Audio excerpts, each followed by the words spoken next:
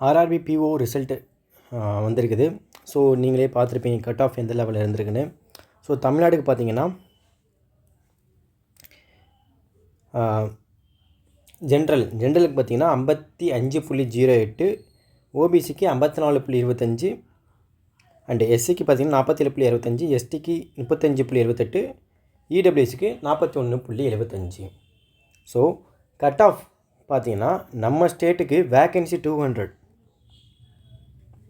200 இருந்தும் எல்லா ஸ்டேட்டை விட நம்ம ஸ்டேட்டு அதிகமாக இருக்குது கட் ஆஃப். இதுதான் தமிழ்நாட்டோடைய ரியல் காம்படிஷன் லெவல். நீங்கள் உங்கள் கூட சுற்றி நீங்கள் மார்க்கு போடுறதோ சரி, இல்லை நீங்கள் உங்கள் கூட டெலிகிராம் குரூப்பில் இருக்கிற காம்படிஷனுங்கிறது ஜஸ்ட் நீங்கள் பார்க்குற காம்படிஷன், அது ரியல் காம்படிஷனே கிடையாது. This is the real competition.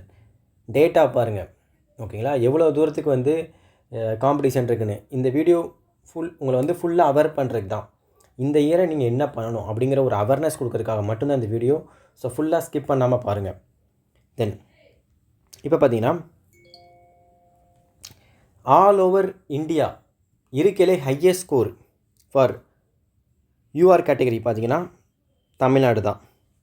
66.05. ஓகேங்களா. இப்போ இந்த பேர்சன் ஓகே இன்டர்வியூவில் ஒரு 19 மார்க் எடுத்திருக்கான்னு வச்சுக்கோங்களேன். 19 மார்க் எடுத்திருக்காங்கன்னு வச்சுக்கோங்க. ஓகேங்களா. இப்போ 19 மைனஸ் பண்ணிங்கன்னா 47.05 வரும். ஓகேங்களா. 47.05 நீங்கள் இன்ட்டு 200 டிவைட் பை 80 போட்டிங்க அப்படின்னா 5/2 இதை மல்டிப்ளை கூட பண்ணிடலாம். ஓகேங்களா. பண்ணிட்டீங்கன்னா 94.1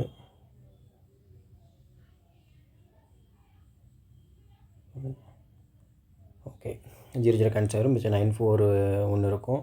8 டைம்ஸ் 1 வரும். அண்டு 17.6. ஓகே அப்ராக்ஸாக 117.6. ஓகேங்களா.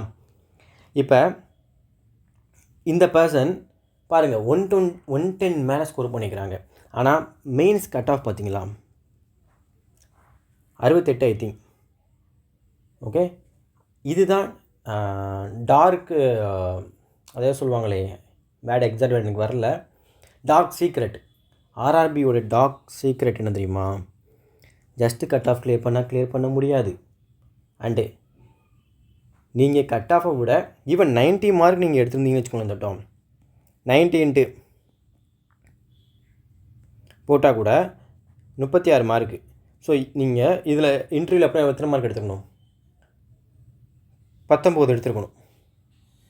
நீங்கள் 90 மார்க் கட் ஆஃபை விட 22 மார்க் நீங்கள் கூட எடுத்திருந்தாலுமே கட் ஆஃபில் இன்டர்வியூவில் 19 மார்க் எடுக்கணுங்கிற சுச்சுவேஷன்ஸ் லெவலுக்கு காம்படிஷன் இருக்குது. நீங்கள் 100 மார்க் எடுத்தால் கூட இன்டர்வியூவில் 15 மார்க் எடுக்கணும். ஃபார் ஓபிசி ஜென்ரலுக்கு 15.5 மேலே நீங்கள் எடுக்கணும். அப்படிங்கிற லெவலுக்கு காம்படிஷன் இருக்குது.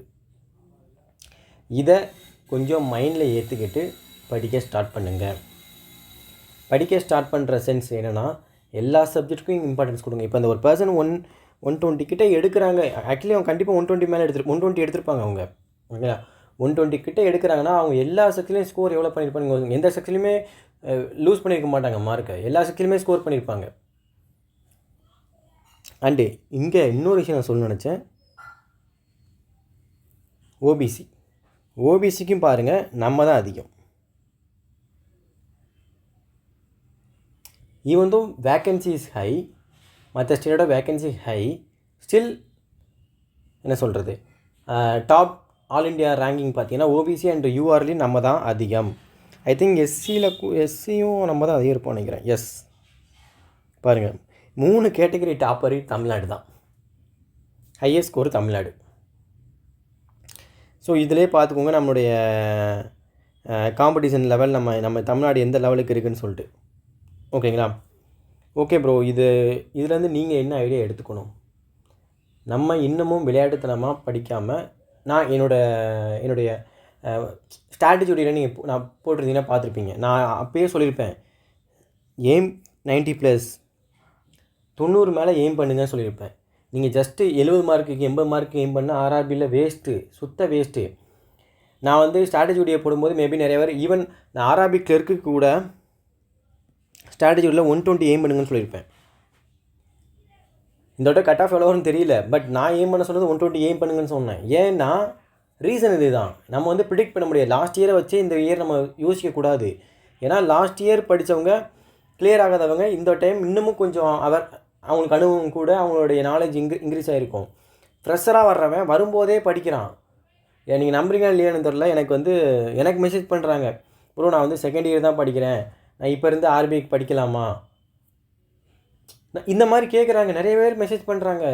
இதுதான் ரியல் காம்படிஷன். நீங்கள் வந்து இன்னமும் வந்து உங்களை சுற்றி ஒரு சின்ன சர்க்கிள் இருக்கும், அந்த சர்க்கிளை மட்டும் கம்பேர் பண்ணி அந்த சர்க்கிளில் மார்க்கு வச்சு நீங்கள் வந்து ஈவன் அவங்க கூடயே நம்ம போட்டி போட்டு அவங்களோட கம்மியாக நம்ம மார்க் எடுப்போம்.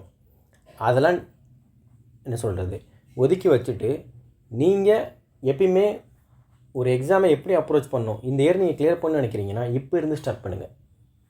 நீங்கள் ஓகே ஆர்ஆர்பிஓ நீங்கள் கிளியர் பண்ணாமல் இருந்திருக்கலாம், ஓகே நோ ப்ராப்ளம், இப்போ இருந்து ஸ்டார்ட் பண்ணுங்கள். இதுக்கு மேலேயும் டைம் வேஸ்ட் பண்ணாதீங்க. ஏன்னா இன்னும் போக போக போக போக காம்படிஷன் லெவல் இன்க்ரீஸ் ஆகுது. ஏன் ரீசன் என்ன?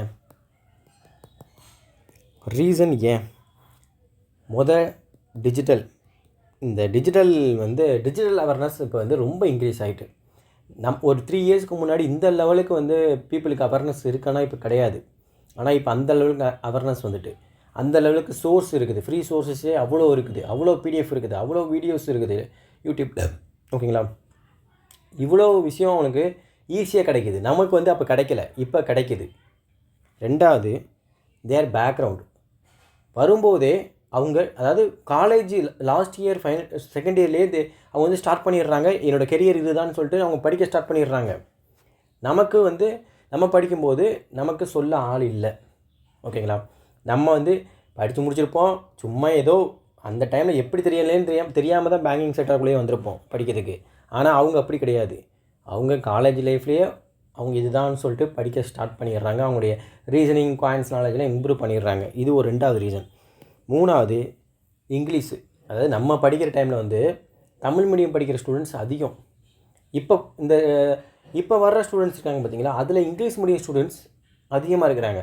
இப்போ இங்கிலீஷ் மீடியம் ஸ்டூடெண்ட்னாலே அவங்க இங்கிலீஷ் ஸ்ட்ராங்கு தானே அப்படின்னு கிடையாது.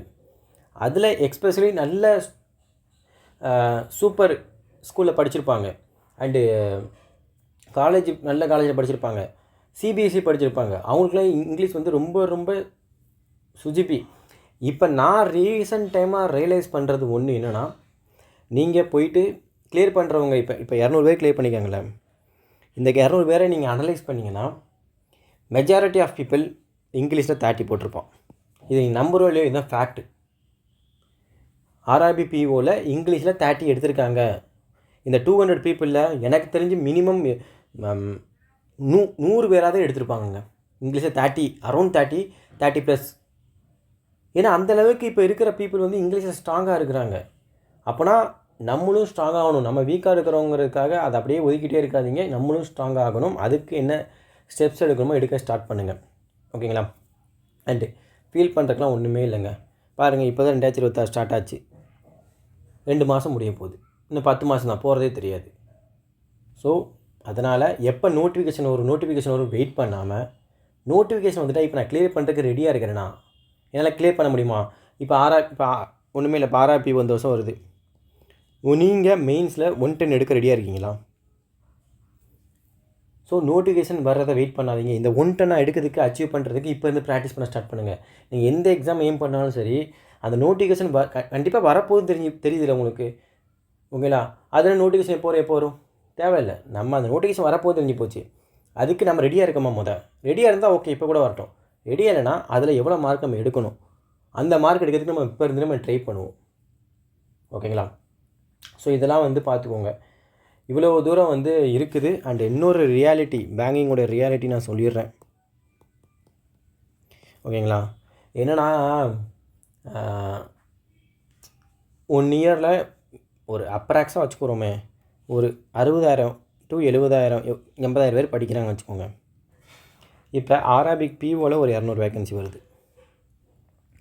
ஆர்ஆர்பி கிளர்க்கில் ஒரு 400 வேக்கன்சின்னு வச்சுக்கோங்க. ஓகேங்களா? தென் ஐபிஎஸ் கிளர்க்கு ஒரு 1000, பிஓவில் தமிழ்நாட்டிலேருந்து ஒரு 200 பேர் கிளியர் பண்ணுறாங்க வச்சுக்கோங்க. தென் எஸ்பிஐ கிளர்க்கு, எஸ்பிஐ பிஓ இந்த மாதிரி அது ஒரு 300, 400ன்னு வச்சுக்கோங்க இப்படிலாம். ஸோ எல்லாம் அப்ராக்ஸாக பார்த்தீங்கன்னா ஒரு 2500 வேகன்சி வருதுன்னு வச்சுக்கோங்களேன். ஓகேங்களா? இந்த 2500ல் கிளியர் பண்ணவங்களே இப்போ 2 எக்ஸாம் கிளியர் பண்ணவங்க, 3 எக்ஸாம் கிளியர் பண்ணவங்க இப்படின்னு நீங்கள் ஃபில்டர் பண்ணிங்கன்னா சிங்கிள் போஸ்ட்டு, அதாவது எத்தனை போஸ்ட் நிரப்பப்படும் அப்படின்னு நீங்கள் பார்த்தீங்கன்னா மேக்ஸிமம் எனக்கு தெரிஞ்சு பார்த்தீங்கன்னா ஒரு 1500 போஸ்ட் நிரப்பப்படுதுன்னு வச்சுக்கோங்க. 1000 வேகன்சி அங்கேயே அது வந்து அகைன் இதில் வந்துடும், ரிசர்வ்ஸில் வரும். சப்போஸ் ஜாயின் பண்ணி ரிசைன் பண்ணால் ரிசர்வ்ஸ்லேயும் வராது அது. இப்போ 60,000 பேர் இல்லை 80,000 பேர்கிட்ட மேக்ஸிமம் கண்டிப்பாக 1,00,000 பேர் படிப்பாங்கங்க. 1,00,000 பேர் தாராளமாக படிக்கலாம். ஸோ நம்ம 60,000 பேர் வச்சுக்கிறோமே.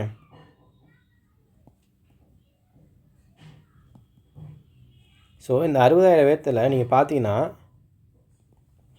வெறும் 2.5% பீப்புள் மட்டும்தான் அந்த இயரில் கிளியர் பண்ணுறாங்க. ரிமைனிங்ஸ் 97.5% நெக்ஸ்ட் இயருக்கு மூவ் ஆன் ஆகிறாங்க. இப்போ அடிஷ்னலாக இன்னொரு இந்த வருஷம் காலேஜ் முடித்தவங்க வராங்க. ஸோ இப்படி மூவ் ஆன் ஆகிக்கிட்டே குமுலேட்டிவாக ஆகிக்கிட்டே இருக்குது. நீங்கள் அதை புரிஞ்சுக்கணும். அது இந்த லெவலுக்கு காம்படிஷனுக்கு நம்மளை ரெடி பண்ணிக்கிட்டே இருக்கணும். நம்ம இன்னமும் வந்து எனக்கு இது வராது, இது நான் அகைன் சொல்கிறேன், ஃபீல் பண்ணுறதை ஸ்டாப் பண்ணுங்கள். நீங்கள் வந்து எதை ஸ்டாப் பண்ணணுன்னா, நீங்கள் ஃபீல் பண்ணுறது எனக்கு வரல, இது தெரியல, வைக்கல நெக்ஸ்ட்டு மற்றவங்கள கம்பேர் பண்ணுறது, இதை நீங்கள் ஸ்டாப் பண்ணாலே உங்கள் நாலேஜ் இம்ப்ரூவ் ஆயிரும். 1. 2வது கரெக்ட் வே தெரியல. இங்கே நிறைய பேத்துக்கு இப்பயும் சொல்கிறேன், நிறைய பேத்துக்கு உண்மையிலே சொல்கிறேன், எப்படி படிக்கனே தெரிலங்க. நீங்கள் பேங்கிங் எக்ஸாமுக்கு எப்படி அப்ரோச் பண்ணணும், எப்படி படிக்கணுங்கிறது இன்னும் நிறைய பேத்துக்கு தெரியல. இதுதான் மெயின் ரீசன். நிறைய பேத்துக்கு ஈவன் நாலேஜ் அண்டு ஸ்கில்ஸ் இருந்தாலும் ஏன் அவங்களால கிளியர் பண்ண முடியலன்னா அவங்களுக்கு என்ன பண்ணணும்னு தெரியல. ரீசன் அவேர்னஸ் இல்லை. அதுதான் மெயின் ரீசன். என்னை பொறுத்த நான் சொல்லுவேன். நிறைய பேத்துக்கு இங்கே அவேர்னஸே இல்லை. அவேர்னஸ் கிடைக்கிறதுக்கே 2 to 3 years ஆயிடுது. உங்களுக்கு பேங்கிங் அஸ்பிரன்ஸுக்கு அவேர்னஸ் கிடைக்கவே 2 to 3 years ஆயிடுது. ஓகேங்களா? ஸோ இந்த மாதிரி பார்த்தீங்கன்னா நிறையா விஷயங்கள் வந்து இருக்குது. இதெல்லாம் ஓவர் கம் பண்ணுங்க. ஸோ ஃபீல் பண்ணுறனாலையோ எதுனாலையும் எதுவும் மாற போகிற கிடையாது. நீங்கள் இப்போ இருக்கிற சர்க்கிளிருந்து வெளியே வரணும்னா அதுக்கு ஒரே விஷயம், கிளியர் பண்ணணும். அதை பண்ணுறதுக்கு என்ன பண்ணணுங்கிறது யோசிங்க. இந்த இயர் இப்போருந்து நாளையிலேருந்து ஸ்டார்ட் பண்ணுங்கள். ஒவ்வொரு எக்ஸாமுக்கும் நீங்கள் எவ்வளோ மார்க் எடுக்கணும்னு எய்ம் பண்ணுங்கள். பேப்பரில் எழுதுங்க. நான்லாம் வந்து படிக்கும்போது இப்போ ஆர்ஆர்பி கிளர்க்குனா 120 கிட்டே எடுக்கணும், ஐபிஎஸ் கிளர்க்குனா ஒரு 90+, 95 கிட்டே எடுக்கணும். இப்படி நான் வந்து அந்த எக்ஸாமுக்கு இவ்வளோ மார்க் எடுக்கணும்னு வச்சு தான் படிப்பேன். லாஸ்ட் இயர் கட் ஆஃப் வச்சுலாம் நான் படிக்க மாட்டேன். Last year cut off plus அதை விட எக்ஸ்ட்ரா தான் வைப்பேன். ஏன்னா நம்ம கூட படிக்கிறவங்க நல்லா படித்தாங்கன்னா மார்க் இன்க்ரீஸ் ஆகிடும் அவங்க மார்க்கு. நம்ம அதே மைண்ட் செட்டில் இருக்கக்கூடாது. அதனால் இதெல்லாம் வச்சு நம்ம அதுக்கேற்ற மாதிரி ஒவ்வொரு செக்ஷனும் அப்ரோச் பண்ணணும், ஒவ்வொரு செக்ஷனையும் ப்ராக்டிஸ் பண்ணணும். இவ்வளோ இருக்குது. ஸோ யாரும் ஃபீல் பண்ணாதீங்க. நல்லா படிங்க, கரெக்ட் வேலை படிங்க. ஓகேங்களா? உங்களுக்கு எது டவுட்னாலும் கேளுங்க. அண்டு இந்த வீடியோ கண்டிப்பாக உங்களுக்கு ஒரு அவேர்னஸ் க்ரியேட் பண்ணியிருக்கும். அண்டு உங்களுக்கு ஒரு என்ன சொல்கிறது, ஃபீல் பண்ணாதீங்க, மோட்டிவேட்டாக எடுத்துக்கோங்க. இவ்வளோ இருக்குது, நம்ம அப்படிலாம் படிக்கணும் அப்படிங்கிற விஷயத்த மட்டும் எடுக்கணும். தவிர்த்து ஐயோ இவ்வளோ காம்படிஷன் இருக்குதா அப்படின்னு சொல்லிட்டு அதான் உட்காந்து திருப்பி ஃபீல் பண்ணிகிட்டு இருக்காதீங்க. ஓகே, இவ்வளோ இருக்குது, அப்போ நம்ம படிக்கிறது இன்னும் பத்தாது, இன்னும் நிறையா படிக்கணும் அப்படிங்கிற மைண்ட் செட் கொண்டு வாங்க. ஓகேங்களா? ஸோ என்ன டவுட்னாலும் கேளுங்க. நெக்ஸ்ட் வீடியோவில் பார்க்கலாம். தேங்க்யூ.